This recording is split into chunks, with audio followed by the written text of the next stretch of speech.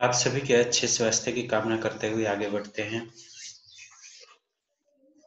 हम काव्य पाठ 7 में आ गए हैं और जिसका मुख्य शीर्षक है भरत राम का प्रेम।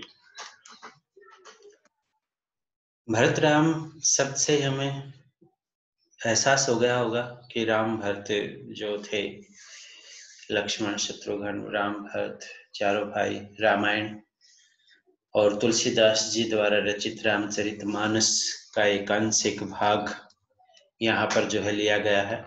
और हमने पढ़ा था कि किस प्रकार मंथरा के द्वारा कैकेयी को बार बार जो है वर मांगने पर राम को वनवास दे दिया गया था और भरत को राज जो है वो दिया था, लेकिन भरत ने उस राज को स्वीकार नहीं किया था और अपने प्रेम को राम के प्रति दर्शाने के लिए जो है उन्होंने उस राज को त्याग दिया था। और राम के पास राम को वन से वापस लेने के लिए जब गए हैं भरत, और उनको वापस आने के लिए प्रार्थना करने, अनुनय विनय करने के लिए गए थे, तो वहां पर भरत ने राम के प्रति अपना प्रेम जो है वो दर्शाने का प्रयास यहाँ पर किया था।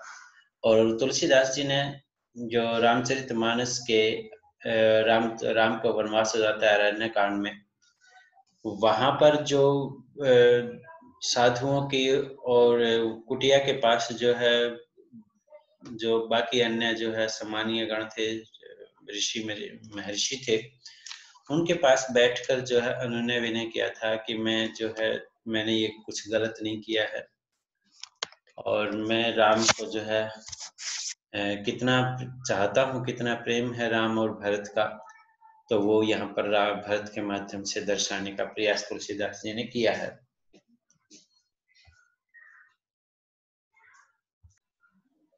तो इसमें भरत के राम के वन गमन के बाद भरत की मनोदशा का वर्णन किया गया है। और इसका दूसरा पार्ट है पद, जो माता कौशल्या की स्थिति जो राम के वनगमन के बाद कैसी है, हो गई है, तो वो दिखाया गया है। यानी उसका करुण जो है अपने पुत्र के वन गमन के बाद का जो करुण है वो दिखाया गया है। तो यहाँ पहले तुलसीदास जी के बारे में जान लेते हैं।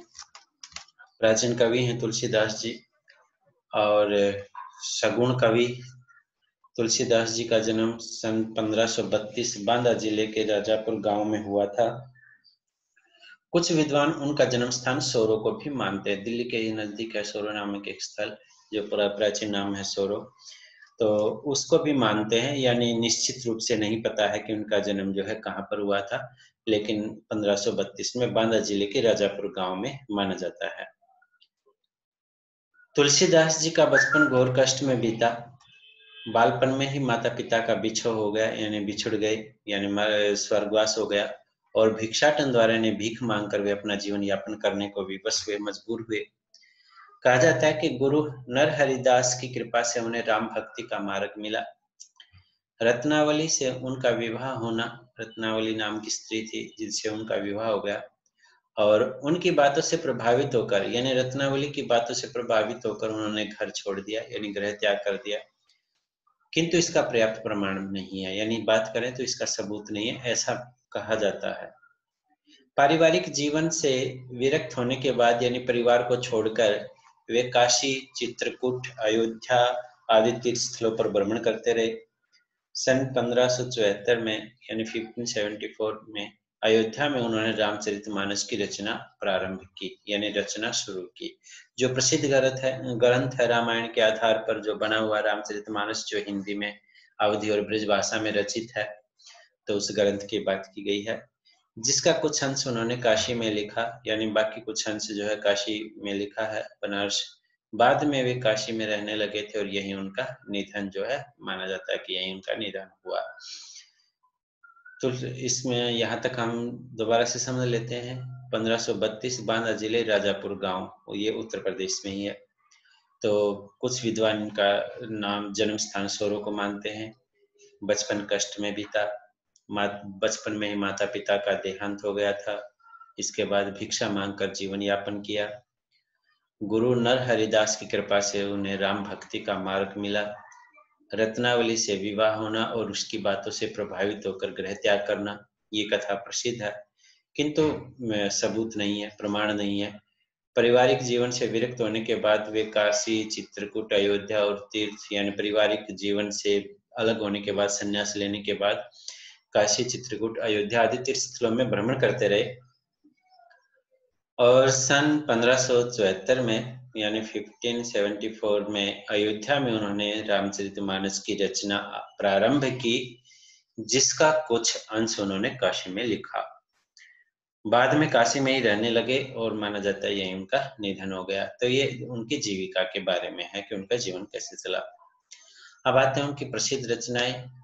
तो प्रसिद्ध रचनाओं में भाव विचार, काव्य रूप, छंद, विवेचन, भाषा की विविधता मिलती है। तो सबसे प्रसिद्ध रचना है उनकी रामचरितमानस, जो हिंदी की सबसे श्रेष्ठ महाकाव्य माना जाता है, जिसमें 24,000 जो है चौपाइयां हैं इस ग्रंथ में, और ये सभी को देखने को आसपास आप किसी के घर में भी रखा होता है या मंदिरों में मिल जाता है। इसकी रचना मुख्यतः दोहा और चौपाई छंद में हुई है। वैसे सोरठा छंद भी है, इसमें 3 छंद है, दोहा, चौपाई और सोरठा। गीतावली, कृष्ण गीतावली, विनय पत्रिका और दोहावली, ये जो है 4 जो और ग्रंथ हैं जो उनकी प्रमुख रचनाएं हैं। इन्होंने मुख्यतः ग्रंथों में कवित्त, दोहा, सोरठा एवं चौपाई 4 छंदों का प्रयोग इन्होंने अपनी रचनाओं में किया है। यानी छंद मुक्त रचनाएं नहीं होती हैं, इनकी छंद युक्त रचनाएं होती हैं, जैसे कवित्त, दोहा, सोरठा एवं चौपाई छंद। कई कविताएं मैंने पढ़ी हैं जो छंद मुक्त रचनाएं थी। साहित्यिक विशेषताएं, यानी कैसे रचनाओं का ये इनका मुख्य कार्य क्या रहता है, किस प्रकार की रचनाएं करते हैं। तो इनकी रचनाओं में लोक मंगल की साधना के कवि हैं, ये इन लोगों के भले के लिए जो है लिखते हैं। उन्हें समन्वय का कवि भी कहा जाता है, यानी सब में जोड़ तोड़ करके बिल्कुल सही सटीक जो है कहना। तुलसीदास जी का भाव जगत धार्मिक है, यानी उनकी कविता जगत क्या है, धर्म से संबंधित है, सांस्कृतिक है, संस्कृति से संबंधित है और सामाजिक दृष्टि से बहुत व्यापक है, बहुत बड़ा है। मानव प्रकृति और जीवन जगत संबंधी गहरी अंतर्दृष्टि, इस रय को जो हम दे के ऊपर लगा सकते हैं, अंतर्दृष्टि ऐसे लिखा जा सकता है।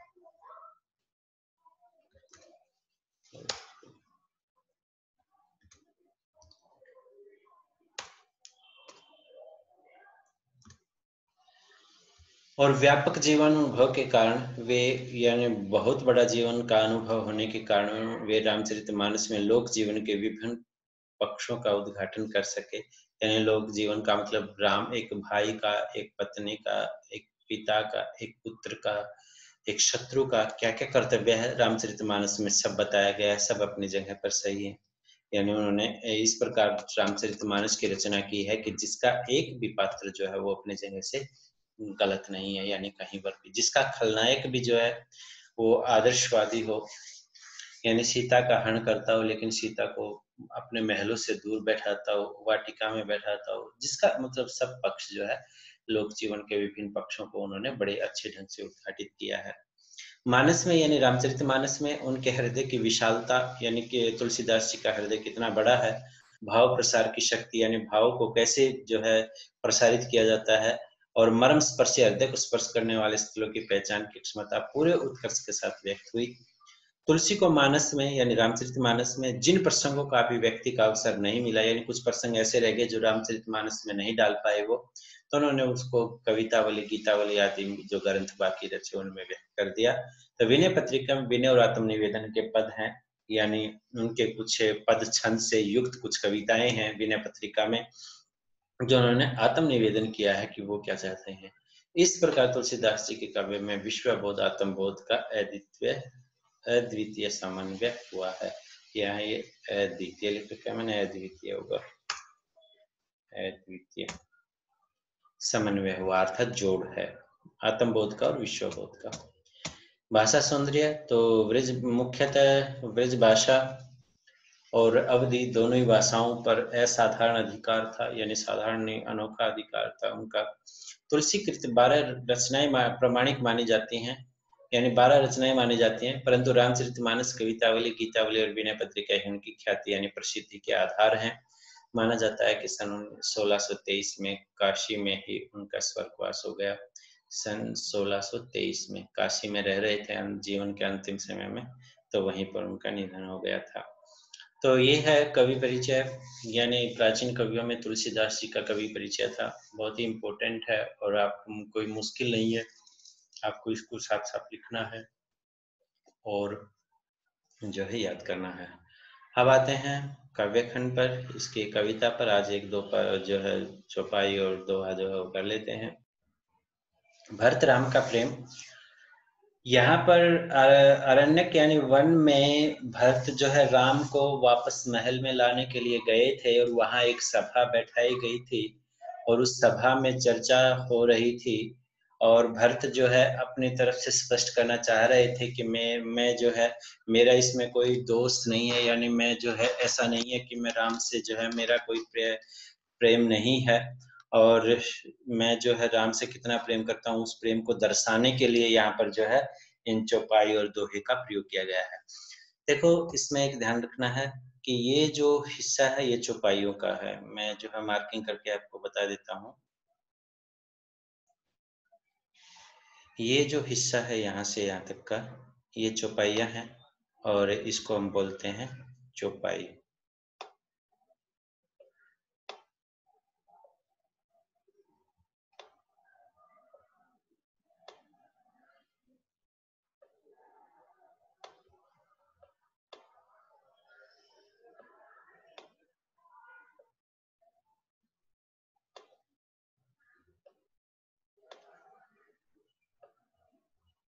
ये है चौपाई और ये है इसका दोहा।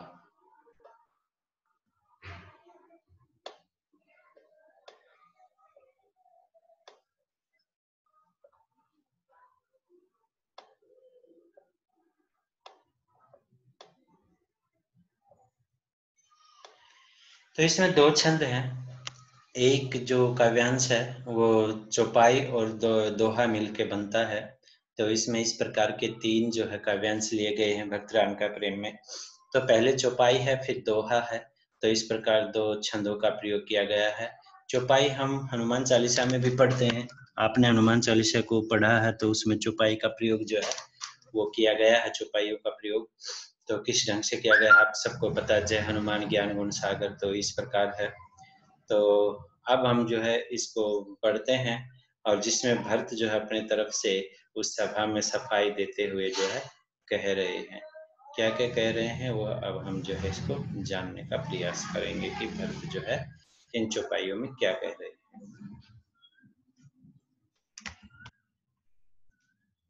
तो इसका एक उच्चारण है, एक ढंग है कि पुलक शरीर सभा भय ठाढ़े, नीरज नयन नेह जल बाढ़े, कहब मोर मुनि नाथ निबाहा, एहि ते अधिक कहूँ मैं काहा। मैं जानहु निज नाथ स्वभाव, अपराधी हूँ पर कोहन काऊ। मों पर कृपा विसनेहु विसेखी, खेलत कुनिस न कबहूँ देखी। शिशुपन ते परिहरेउ न संगु, कबहु न किन्ह मोर मन भंगु। मैं प्रभु कृपा रीति जिय जोही, हारे हूँ खेल जितावहि मोही। महु सनेह सकोच बस, सन्मुख कहीं न बैन। दर्शन त्रिपतन आजु लगी, प्रेम पियासे नैन। आगे सियावर राम जय जय राम आदि बोलते ही हैं। तो ये है रामचरितमानस का अरण्य कांड का एक आंशिक भाग और जिसमें अब हम देखते हैं जो समझाया गया है। पुलकी शरीर सभा भय ठाड़े। यहाँ पर जो पुलकी शब्द है उसका अर्थ जो है प्रसन्न होकर, या कह सकते हैं कि इसमें रोमांचित होना। पुलकी का अर्थ होता है रोमांचित होकर। वैसे तो क्योंकि जब पूरी सभा बैठी है ऋषि मुनियों की, तो भरत जो है अपने उस सभा में जो शरीर ऐसा चेहरे से दर्शाना चाह रहे हैं कि मैं जो है राम के प्रति जो है कितना प्रेम रखता हूं। तो उस प्रकार पुलकित शरीर यानी रोमांचित शरीर से, सभा भय ठाड़े यानी सभा में भय माने हो गए, ठाड़े माने खड़े। कौन? भरत की बात यहाँ पर की गई। यानी रोमांचित होकर यानी रोमांचित शरीर से जो है भरत जो है उस सभा में खड़े हो गए और नीरज नयन और आंखों में नीरज मीन्स कमल रूपी, नयन माने नेत्रों में, नेह आंखों ही के लिए प्रयोग होता है। तो वैसे नेह शब्द के यदि हम सीधे अर्थ में जाएंगे तो नेह का अर्थ होता है देखना। जल बाढ़े जल की बाढ़ यानी कमल रूपी नेत्रों में जल की बाढ़ जो है वो दिखाई दे रही थी। यानी कमल रूपी सुंदर नेत्रों की बात की गई है, भरत के नेत्रों के सुंदर नेत्रों की बात की गई है।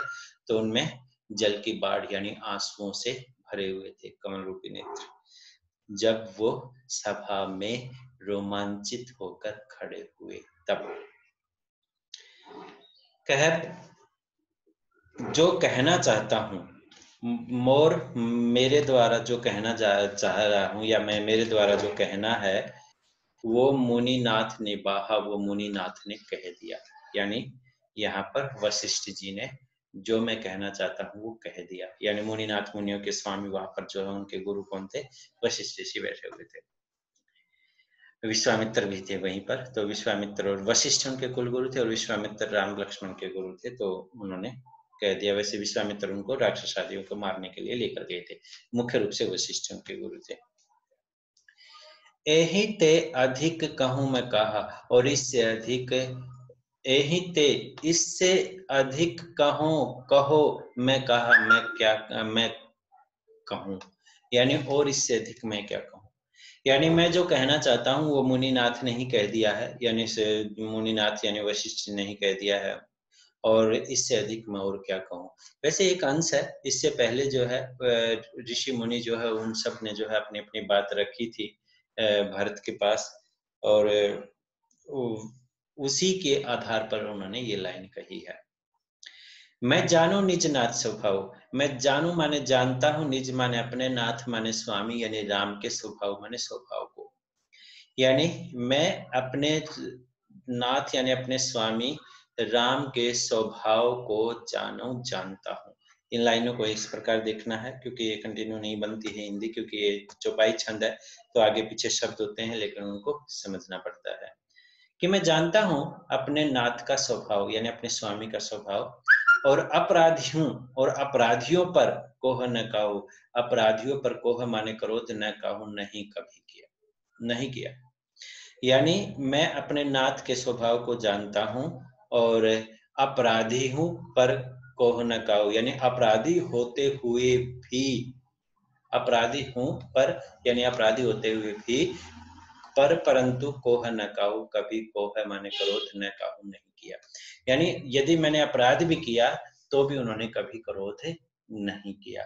यानी राम के बारे में उन्होंने कहा कि राम मैंने अपराध भी किया तो राम ने कभी क्रोध नहीं किया।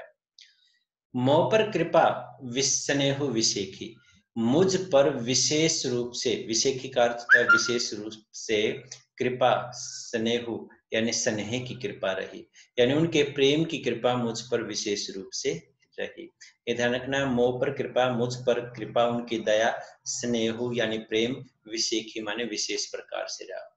यानी चारों भाइयों में विशेष प्रकार से मेरे पर ही उनकी दया और स्नेह जो है वो रहा है।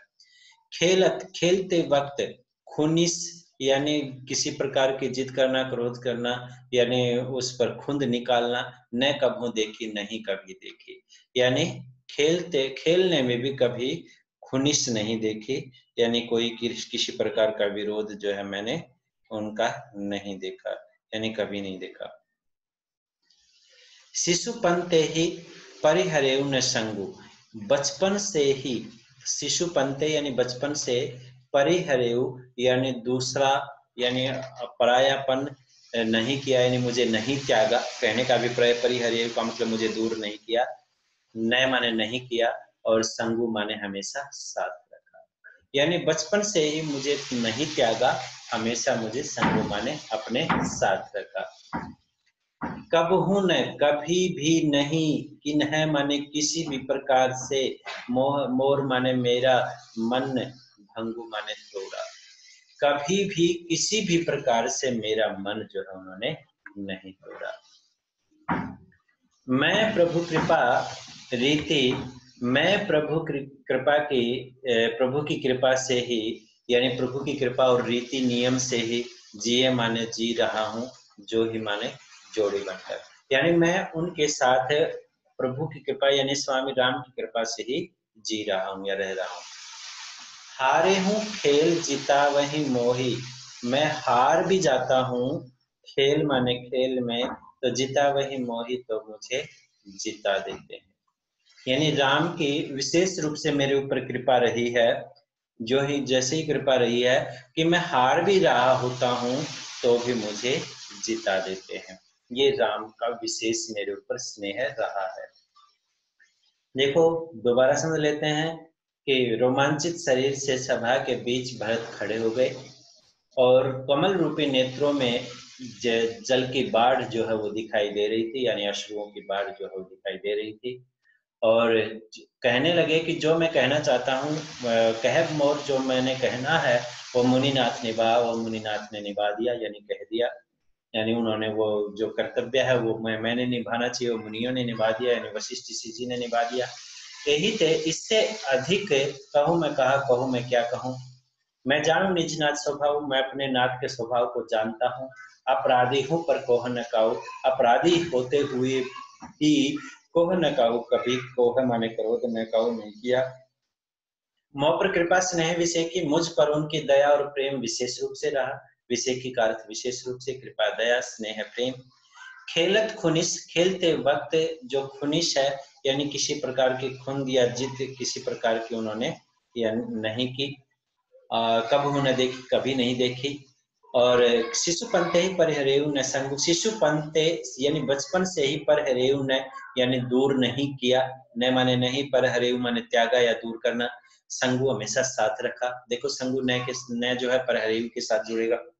कब होने किन्ह मोर मन भंगु, कभी भी, कब हूँ माने कभी भी, न किन्ह नहीं किसी भी प्रकार से, मोर माने मेरा, मन भंगु माने मन तोड़ा, भंग माने तोड़ना, यानी कि कभी भी किसी भी प्रकार से मेरा मन नहीं तोड़ा। मैं प्रभु कृपा रीति जिये जो ही, मैं जो भी जी रहा हूँ मैं प्रभु की कृपा ही है। और आज मैं जो भी हूँ, यानी जैसे भी मेरा जीवन है, जो भी है, जो भी हो प्रभु कृपा की रीति से ही है, नियमों से ही है।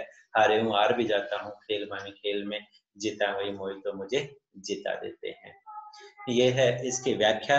और अब हम लास्ट में दोहा और देख लेते हैं। महु स्नेह कोच बस सन्मुख कहीं न बैन, दर्शन त्रिपत न आज लोगी प्रेम प्यासे नैन।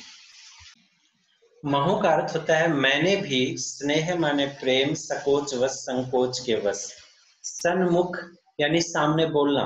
जैसे कई छोटे बच्चे कई बार बड़ों के सामने जो उल्टा बोलने लग जाते हैं, यानी वो सन्मुख होता है। तो कहीं न बैन यानी कभी भी नहीं बोला, यानी मैंने भी जो है प्रेम वश संकोच वश कभी उनके सामने मुंह है नहीं खोला, यानी हमेशा बैन, यानी हमेशा जो है नहीं बोला। और दर्शन तृप्त न आज लगी, और दर्शन तृप्त न यानी दर्शनों की तृप्ति नहीं हुई, यानी उनके दर्शनों की प्यास आज, आजू माने आज तक नहीं बुझी। आजू लगी, आज तक उनके दर्शनों की प्यास लगी हुई है। प्रेम प्यासे नैन, प्रेम के प्यासे इन नैनों के, यानी प्रेम के प्यासे इन नयनों की आज तक भी उनके दर्शनों से प्यास नहीं बुझी, यानी प्रेम के प्यासे मेरे नेत्र के प्रभु के दर्शन से आज तक तृप्त नहीं हुए। दोबारा समझ लो इसको कि मैं हूं, मैंने भी, स्नेह माने प्रेम, कोच वश संकोच वश, सन्मुख यानी सामने मुंह है, कहीं न बैन कभी भी नहीं खोला, यानी मैंने भी संकोच वश और प्रेम वश उनके सामने कभी मुंह नहीं खोला, यानी जो है विरोध में नहीं बोला। और आज लगी प्रेम प्यासे नैन, ये प्रेम के प्यासे जो नयन हैं, आंखें हैं, ये दर्शन तृप्त न आजू, यानी आज तक दर्शनों की तृप्ति नहीं हुई। आजू माने आज तक, दर्शन तृप्त न, इन दर्शनों की तृप्ति नहीं हुई, यानी दर्शनों की प्यास नहीं बुझी। अर्थात आज भी ये आंखें जो है हर रोज श्री राम को ही देखना चाहती हैं, यानी इन आंखों की प्यास जो है श्री राम को ही देखने से आज तक नहीं बुझी। यानी कहने का अभिप्राय ये है कि राम को जो है ये नयन जो है देखते रहना चाहते हैं। तो ये था इसका अर्थ। तो अब हम देखते हैं इसमें अलंकार कौन कौन से हैं। तो सबसे पहले तो इसमें बहुत सारा अनुप्रास अलंकार का प्रयोग किया गया है, उसको हम देख लेते हैं, बाकी बाद में देखेंगे। जैसे शरीर सभा, तो यहाँ पर अनुप्रास अलंकार है नीरज नयन, यहाँ पर अनुप्रास नीरज नयन ने है। इसमें तीनों शब्द में नैना की आवृत्ति है, तो यहाँ पर अनुप्रास अलंकार है। मोर मुनिनाथ, यहाँ पर जो है मैमे की आवृत्ति है, तो अनुप्रास अलंकार है। कहूँ मैं कहा, यहाँ पर भी कह की आवृत्ति है, यहाँ पर भी अनुप्रास अलंकार है। निजनाथ, यहाँ पर भी अनुप्रास अलंकार का प्रयोग किया गया है। और कोह न काऊ, तो यहाँ पर भी अनुप्रास अलंकार का प्रयोग किया गया है। इस पर खेलत खुनिस ख की आवृत्ति है, यहाँ पर अनुप्रास अलंकार है। इसके बाद कबहू न किन है, यहाँ पर क की आवृत्ति है। मोर मन मैमे की आवृत्ति है, तो यहाँ पर भी अनुप्रास अलंकार है। और आगे देख लेते हैं सकोच सन्मुख स्नेह सकोच, ये दो है सैसे की आवृत्ति है। और आगे है प्रेम प्यासे, प्रेम के प्यासे नैन, तो यहाँ पर पे की आवृत्ति है। तो ये है अनुप्रास अलंकार। अब हम देख लेते हैं नेक्स्ट नीरज नयन, कमल रूपी नेत्र। तो यहाँ पर जो है ये जो शब्द पहली लाइन में दिए गए हैं ये रूपक अलंकार है, यानी कमल रूपी नेत्र के लिए जो है यहाँ पर रूपक अलंकार का प्रयोग यहाँ पर किया गया है। तो ये है रूपक अलंकार जिसमें नीरज नयन की बात की गई है, तो ये रूपक अलंकार का प्रयोग यहाँ पर किया गया है। अब हम देख लेते हैं नेक्स्ट, यानी इसमें अनुप्रास और रूपक अलंकार का विशेष रूप से जो है प्रयोग है और कहाँ कहाँ वह मैंने आपको बता दिया है। अब आते हैं नेक्स्ट पद्यांश पर।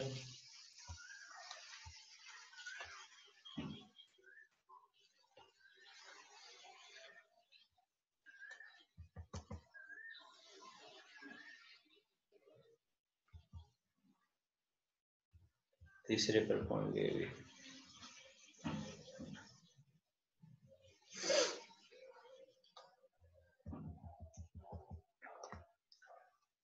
नेक्स्ट जो है चौपाई है, और इसको मैं हटा देता हूँ। विधि न सके सही मोर दुलारा, निज बेचो जननी मिष पारा। यह कहत मोहि आजुन शोभा, अपने समझ साधी साधु सुचि को भा। मात मंदी में साधु सुचाली, पुर अस आनत कोटि कुचाली। हरै के कोदव बाली सुसाली, मुक्तव प्रसकी संबुक काली।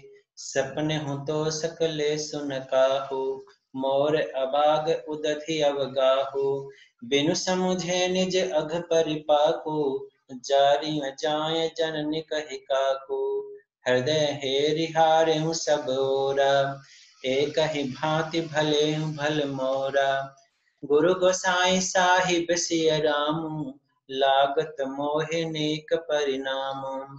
साधु सभा गुरु प्रभु निकट, कहूँ सुथल सति भाव। प्रेम प्रपंच के झूठ पुर, जानहु मुनि रघुराव। सियावर राम जय जय राम। अब आगे आते हैं कि विधि न सके हूँ सही मोर दुलारा। विधि का अर्थ होता है विधाता या भाग्य, भी नहीं सहन कर सका। मोर मीन्स हमारा या मेरा, दुलारा मीन्स प्रेम, यानी भाग्य भी जो है सहन नहीं कर सका हमारा जो है प्रेम। और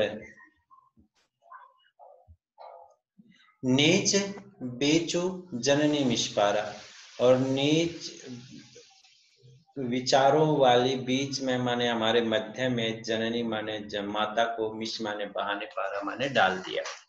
और जो है नीच विचारों से युक्त माता को हमारे बीच में, यानी माता जननी के, यानी माता के बहाने जो है हमारे बीच जो है वो दूरियां बढ़ गई। तो ये कहा है यह कहत मोहि आजु न शोभा, यह कहते हुए मोहि माने मुझे, आजु न शोभा आज शोभा नहीं दे रहा।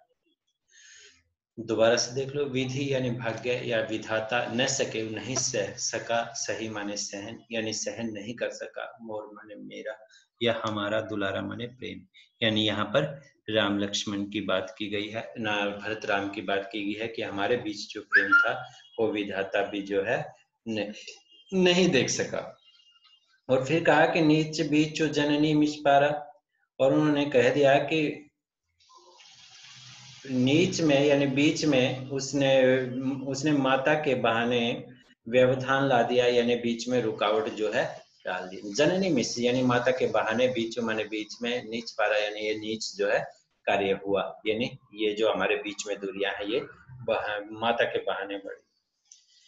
और यह कहत मोहि आजुन शोभा, ये कहते हुए मुझे आज न शोभा शोभा नहीं दे रहा है कि अपनी समझी साधु सूची को भा, यानी अपने आप को मैं समझ लूं साधु पवित्र, साधु यानी सज्जन, सूची माने पवित्र, को भा यानी कौन है, यानी मैं अपनी दृष्टि में कौन सा साधु, या को माने कौन, सूची माने पवित्र साधु हुआ। यानी मैं भले ही अपनी दृष्टि में अपने आप के अनुसार साधु हूं, लेकिन मैं अपनी दृष्टि में कौन सा साधु या पवित्र साधु हुआ, यानी मेरी भी तो कमियां हैं, मेरी भी तो गलती है। तो ये बात यहाँ पर की गई है, यानी माता को तो बेकार में ही बहाने डाला है, ये कमियां तो मेरी ही हैं, ये यहाँ पर जो है भरत ने जो है कहा। और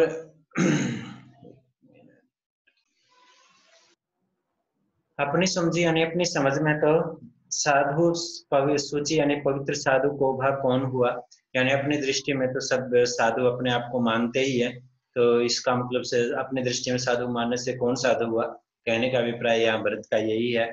और कहा कि मातु मंदी में, माता तो मंद यानी मंद बुद्धि, और मैं यानी नीच, कहने का मतलब यहाँ पर मंदी या मंद बुद्धि का प्रयोग किया, और मैं साधु सुचाली और मैं पवित्र साधु, यानी कहने का मतलब ये है कि माता मैं सदाचारी और साधु हूँ, ये प्रश्न किया गया। उर हृदय में अस माने ऐसा, आनत माने लाना, कोटि माने करोड़ों, कुचाली माने दुराचारों के बराबर है। यानी माता तो मूर्ख या मंद, यानी कहने का मतलब माता तो नीच और मैं साधु पवित्र साधु।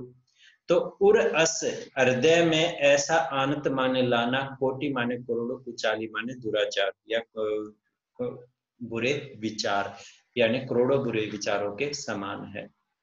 यानी माता को दोष देना और मैं के अपने आप को साधु मानूं, तो ऐसा विचार लाना भी करोड़ों दुराचारों के बराबर है। तो उन्होंने ऐसा कहा।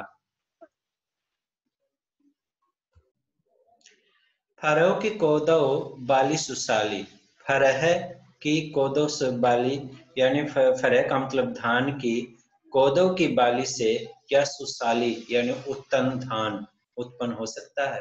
कोदो एक प्रकार के जो धान में उत्पन्न होने वाली घास होती है, जो दाने की तरह ही होती है, जिसके दाने लाल होते हैं, चावल भी लाल होते हैं, तो एक निम्न किस्म की धान मानी जाती है, उसी कोदो की बाली की बात की गई है। तो सुसाली क्या उत्तम धान उत्पन्न हो सकती है। यानी यदि धान ही नीच किस्म का है तो उससे क्या अच्छे किस्म की धान उत्पन्न हो सकती है।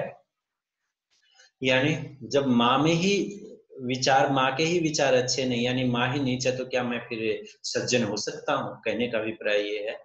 और कहा कि मुक्ता प्रसव, मोती प्रसव माने उत्पन्न होता है, किम माने क्या, संबुक काली, काली संबुक मीन्स घोंगी, यानी क्या मोती उत्पन्न हो सकता है, कि माने क्या, संबुक माने घोंगी, काली काली घोंगी से, क्या काली घोंगी से मोती उत्पन्न हो सकता है।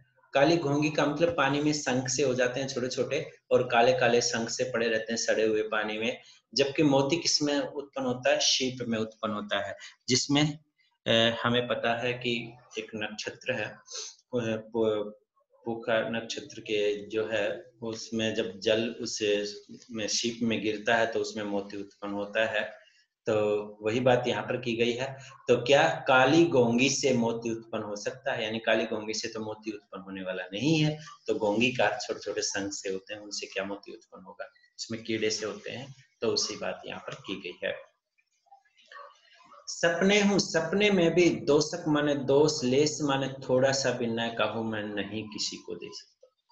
यानी सपने में भी मैं किसी को दोष, लेस मात्र भी यानी थोड़ा सा भी दोष जो है नहीं दे सकता। तब किसी को मैं लेस मात्र भी दोष नहीं दे रहा हूं। यानी सपने में भी, सपने हो दोषक माने दोष, लेसु माने कण मात्र भी, थोड़ा सा भी न कहूं मैंने नहीं किसी को, यानी मैं सपने में भी किसी को थोड़ा सा भी दोष नहीं दे सकता। मोर माने मेरा, अभाग माने दुर्भाग्य है, उदधि माने समुद्र के, अवगाह माने गहरे समुद्र में। यानी यहाँ पर अपने दुर्भाग्य की बात की गई है कि मैं गहरे समुद्र के पास भी रहता हुआ भी, यानी अथा अभाग्य ही है कि मेरा ये अभाग्य ही है कि यहाँ पर उदधि अवगाह, यानी अवगाह का अर्थ होता है गहरा या गाढ़ा, अथाह समुद्र है। यानी ये मेरा दुर्भाग्य है कि यह यहाँ पर अथाह समुद्र है, यानी अभाग्य ही अथाह समुद्र की बात यहाँ पर की गई, यानी मेरा दुर्भाग्य ही गहरे समुद्र की तरह है, यानी जिसकी गहराई का पता नहीं लगाया जा सकता, वैसा ही मेरा दुर्भाग्य है। इनको मैं थोड़ा सा समझा समझा के आपको सही लाइन पे लाता हूँ, ये ध्यान रखना। बिनु समझे निज अघ परिपाकु, बिनु समझे बिना समझे ही, निज माने अपने, अघ माने जो पाप है अर्थात वचन है, जो है परिपाकु माने उन्होंने कड़वे वचन बोले, यानी बिना समझे ही उन्होंने अपने इन कड़वे वचनों से या कटु वचनों से मैं जो है परिपाकु उनको कष्ट दे रहा हूँ, यानी इतना कष्ट जो है उनको दे रहा हूँ।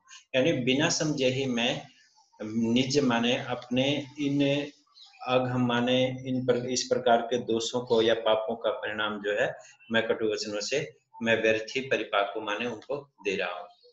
जारिये जाए यानी जारिये जाए जल ही जाए, ये जारिये जाए का अर्थ होता है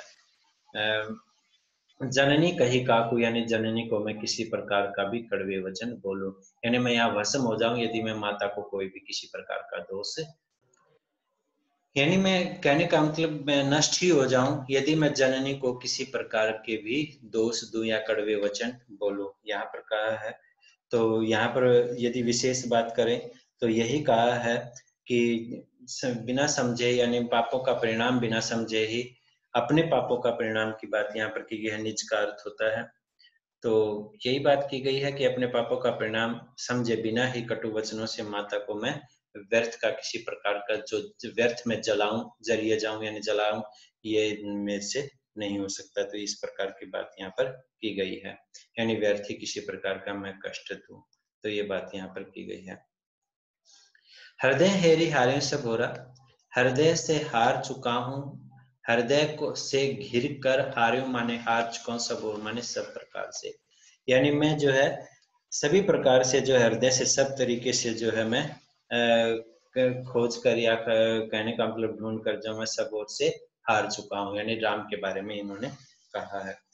एक ही बातें एक ही प्रकार से भले माने भला, फल माने हो सकता है, मोरा माने मेरा, यानी मेरा भला एक ही प्रकार से हो सकता है कि गुरु गोसाई, गुरु तुलसी गोसाई तुलसीदास जी के लिए प्रयोग किया। तुलसीदास जी कहते हैं, गुरु तुलसीदास जी कहते हैं कि साहिब सिया रामो, यानी मेरे साहिब जो सिया राम हैं, और लागत मोहि नीक प्रणाम, यानी मैं उनके, यानी सीताराम जी या राम जी मेरे जो है स्वामी हैं, और लागत माने लगता है, मोहि माने मुझे, नीक माने उन अच्छा या उनके पास जाकर ही, परिणाम माने परिणाम, यानी मुझे जो है उनके पास जाकर ही या मुझे उनसे इसी से परिणाम जो है मुझे अच्छा जान पड़ता है। यानी यहाँ पर परिणाम की बात यहाँ पर की गई है कि यदि राम मुझे मिल जाएं तो तभी जो है मेरे यही परिणाम जो है मुझे अच्छा लगेगा। तो ये समझाने का प्रयास यहाँ पर किया गया है।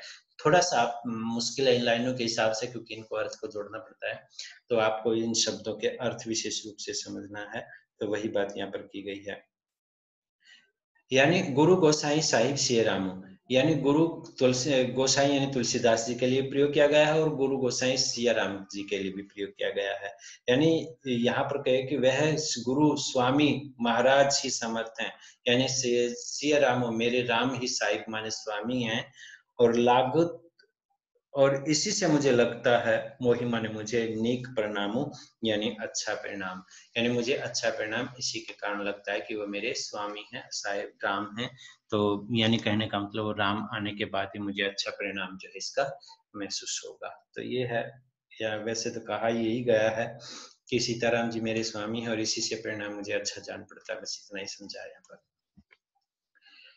नेक्स्ट है साधु सभा गुरु प्रभु निकट, यानी साधुओं की सभा गुरु प्रभु के निकट यानी स्वामी राम के निकट कहूँ माने इस प्रकार कह रहा हूँ, और कहूँ माने कह रहा हूँ सुथल सती भाव। सुथल यानी इस पवित्र स्थल पर या तीर्थ स्थल पर, सती माने सद्भाव से, भाव माने भाव से कह रहा हूँ। यानी साधुओं की सभा, गुरु और प्रभु के निकट जो है मैं इस पवित्र स्थल पर यानी तीर्थ स्थल पर जो है सच सच कह रहा हूँ या पवित्र रूप से कह रहा हूँ कि प्रेम प्रपंचों की झूठपुर यानी प्रेम है कि प्रपंच या छल है या झूठपुर यानी झूठी बातें हैं यानी झूठ कह रहा हूँ। जाने ही मने तो जानते हैं मुनि रघुराऊ, यानी है मेरे मुनि और श्री राम। रघुराऊ रघुराई यानी श्री राम ही जानते हैं कि मेरा ये प्रेम है, छल है या झूठ की झूठी बातें हैं, ये तो मुनि यानी गुरु और राम ही जानते हैं, यानी श्री राम ही जानते हैं। यानी मैं ये सब सच कह रहा हूँ, और इसमें जो इस तीर्थ स्थल पर ये इन सब के सामने जो मैं पवित्र भावना से कह रहा हूँ, यानी सबके निकट की बात की गई है, साधु गुरु प्रभु इन सब के निकट जो है मैं इस पवित्र स्थल पर कहूँ माने कह रहा हूँ, सत्य भाव माने सच सच कह रहा हूँ या सत्य भाव से कह रहा हूँ कि प्रेम प्रपंचु की यानी प्रेम है या छल है या झूठ फूर या झूठी फुहारे हैं यानी झूठी बातें हैं, जाने ही माने तो जानते हैं। मुनि माने गुरु, रघुराव मुनि यानी वशिष्ठ मुनि जी, और रघुराव माने रघुराय यानी श्री राम जी, ये तो जानते हैं। यानी मैं सच कह रहा हूँ या झूठ कह रहा हूँ तो श्री राम और मुनि जानते हैं। तो यहाँ पर जो है मैं शॉर्टली फिर समझा देता हूँ कि भाग्य भी विधाता भी हमारे प्रेम को सहन नहीं कर सका, और हमारे बीच में इस माता के बहाने जो है मिस पारा यानी बहाने जो है पारा ये अंतर कर दिया। यह कहे तुम हो आज सुबह, कहते हुए मुझे आज शोभा नहीं दे रहा। अपनी समझी साधु सूची का यानी अपनी समझ में तो साधु सूची को भाई यानी साधु पवित्र कौन है, यानी अपनी समझ में तो सभी साधु और पवित्र साधु हैं। माँ तो मंदी में साधु सुचाली, माता तो वो मंद यानी उन्होंने नीच और मंद बुद्धि का प्रयोग, या मैं साधु सुचाली मैं जो है पवित्र साधु। तो उर अस आनत यानी इस प्रकार का हृदय में लाना कोटि कुचाली करोड़ों दुराचार के बराबर है। यानी माता ही बुरी है और मैं सही हूँ, तो इस प्रकार के विचार हृदय में लाना ही करोड़ों कुचालों के दुराचारों के बराबर है। खरे की यानी धान की कोदव बाली यानी एक निम्न किस्म की बाली से सुशाली, यानी क्या जो है की का अर्थ क्या होगा, क्या सुशाली यानी उत्तम धान पैदा हो सकती है। यानी यदि धान की बाली ही वो नीच किस्म की है, नीच किस्म की बाली से क्या उत्तम किस्म की धान पैदा हो सकती है? नहीं, वो नीच किस्म की होगी। तो कहने का अभिप्राय यदि माता बुरी है तो मैं भी अच्छा नहीं हूँ। उन्होंने साधुओं के सामने बात की। और मुक्ता प्रसव की सम्मुख काली, और मुक्ता यानी मोती प्रसव माने उत्पन्न होता है कि माने क्या, सम्मुख काली, काली गोंगी से। क्या काली गोंगी से कभी मोती उत्पन्न होता है? यानी काली गोंगी से तो एक कीड़ा या जीव ही उत्पन्न होगा, मोती उत्पन्न नहीं होगा। यानी गोंगी ही काली गोंगी ही है तो उससे मोती कैसे पैदा होगा। सपने हो दोष लेसु न काहू, यानी सपने में भी लेस मात्र भी किसी को मैं दोष नहीं देता। ये मोर अभाग्य, ये मेरा ही दुर्भाग्य रूपी सागर, अथाह सागर है। यानी मेरा ही दुर्भाग्य रूपी अथाह सागर है। और बिनु समझे निज अग परिपाक को, बिना समझे ही मैं अपने पापों का परिणाम जो है, पापों को जारी जाऊं यानी जल जाऊं, या जननी कही काकू यानी माता को कुछ कड़वे कहूं, यानी माता को कुछ दोष दूं। हृदय हेरी हारे सबोरा, मैं हृदय से हार गया हूँ, हारे हूँ यानी हर करके यानी घूम करके फिर के खोज करके राम को सब ओर से। एक ही बात है भले भल मोरा, और एक ही प्रकार से भला हो सकता है मेरा, यानी एक ही प्रकार से मेरा भला हो सकता है। गुरु गोसाई यानी गुरु गोसाई जो स्वामी है, साहिब यानी मेरे साहिब यानी स्वामी सिया राम और राम सिया राम। यानी वैसे तुलसीदास जी कहते हैं कि मेरे तो स्वामी जो है सिया राम ही है, और लागत मोहिनी परिणामों, और जब मुझे जो है लगता है कि अब परिणाम अच्छा ही होगा। कहने का मतलब अब राम जो है मेरे साथ ही जाएंगे। ये सीधा पढ़ते वक्त जो है अर्थ निकाल कर सही समझ में आता है।